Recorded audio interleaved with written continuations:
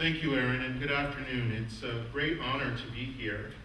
I should let you know that as someone who's lived most of his life, his professional life, as a law professor, this is a first for me. I don't believe that in my life, as a law professor or someone who has a law degree, I've ever observed Constitution Day.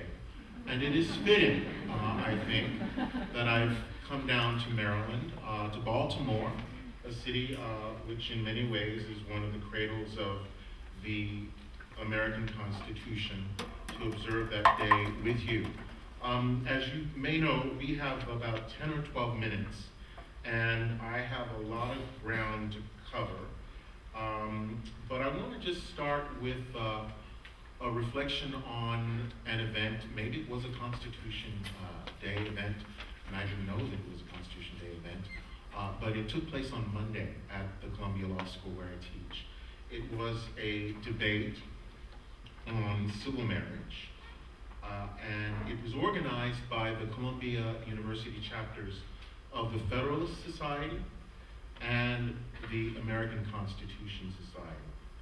There were 4 panelists, 3 men and 1 woman, and I noted 2 things about the debate.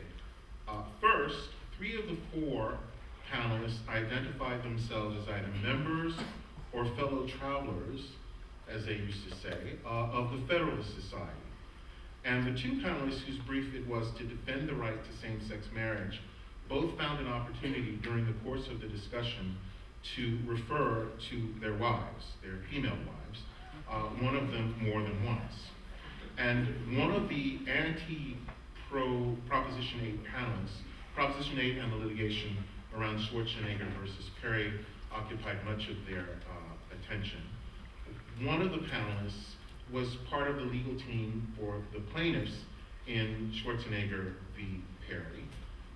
But the other was a very famous law professor who described himself as a traditionalist libertarian, who rather than arguing robustly against Proposition 8, thought it was his job, as we law professors often do, to split the difference between the 2 competing sides.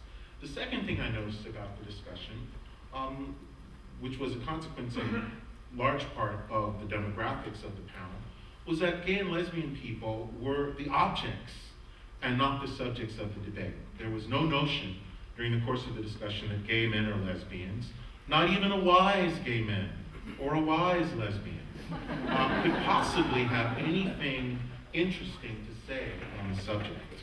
Or perhaps it was a worry on their part that we'd be too interested or too impartial. There was something strangely anachronistic about it. I kept thinking about what it must have been like to be an African American in a room where the panelists on the dais were all white in the 1950s, sitting around talking about the Negro problem. I felt like a problem. And one of the extraordinary things about the times in which we live is that gay men and lesbians, I'm outing myself, folks, in other words, have insisted and have increasingly come to be recognized, not just as the objects of law and policy or the objects of constitutional law discussion, but as the subjects and the agents of constitutional law, as the subjects of constitutional politics. We are not simply something to be debated about, but we are people who are demanding, however one feels about this subject, to be included in the debate. Now, that said, ultimately, my own view is that the question of whether or not marriage is a civil right and the settling of that question as a live debate in our contemporary national conversation are not going to be determined by reference to the law alone. That is to say, although this is about rights and about legal rights, ultimately, the resolution of this question will be a matter of politics and culture.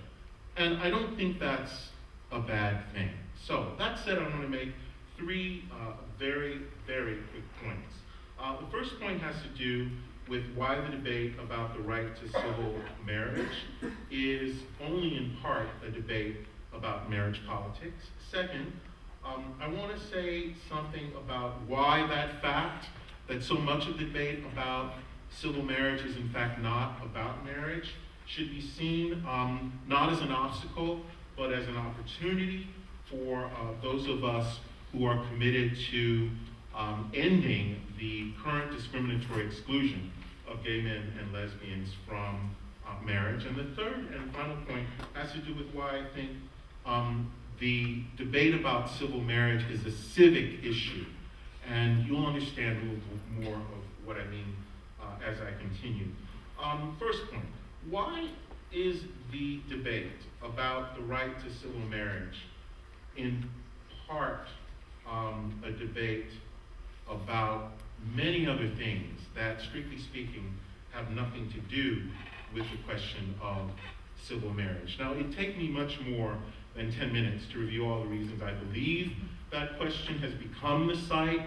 We're talking about so many issues that have no immediate or direct connection to it, but I do want to mention one.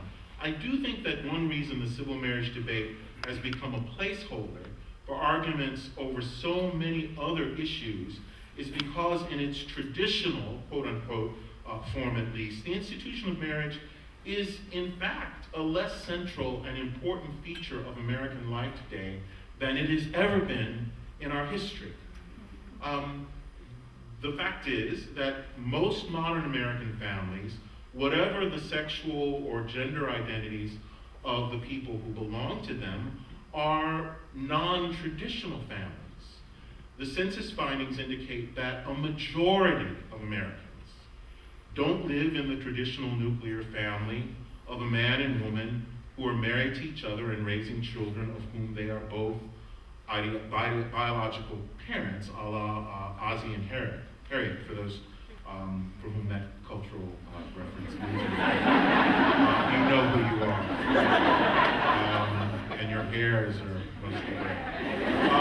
To the contrary, today's American families consist of married couples who have and have never had children, who may or may not live exclusively with one another, married couples with children whose children live with ex-spouses, some or most of the time, non-married couples, gay, lesbian, as well as heterosexual, who are co-parenting children or not, single-parent families that are the product of divorce, separation, adoption, or intentional conception, non-married, non-cohabiting, two household couples with children for whom parenting responsibility is jointly shared or shared parenting within or across households by the adult members of an extended non-sexual family, for example, siblings, children, parents, aunts, uncles, and close friends or relatives in long-term, committed, non-conjugal relationships who serve as one another's primary caregivers and source of mutual succor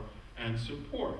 Now, because non-traditional kinship and family arrangements are now the norm in America, I think it's not only important but absolutely necessary for those of us who oppose the denial of marriage rights to gay men and lesbians to link the demand for an end to marriage discrimination to a demand for state recognition and support for a range of consensual intimate relationships and a diversity of family relations. That's one reason I was involved with a very important initiative in the summer of 2006 called Beyond Same-Sex Marriage, a new strategic vision for all of our families and relationships. You can find it online under Beyond Same-Sex Marriage. Now, most of the people involved in crafting the document and signing it were lesbian, gay, bisexual, or transgendered persons. However, we recognize the need not only to defend the claim that all consenting adults who want to marry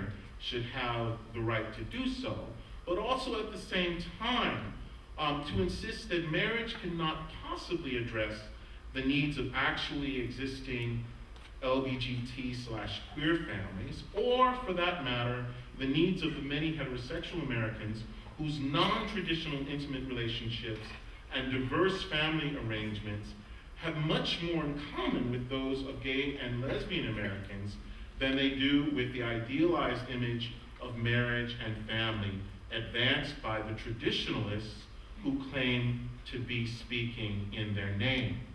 Now, why is it important to recognize the possibility, by virtue of the fact that non-traditional families are the majority, of linking the demand for the right to marry for gay men and lesbians to a broader policy or set of policies that would recognize the broad range of family forms, kinship forms, intimate associations that we in this room actually live in our daily lives.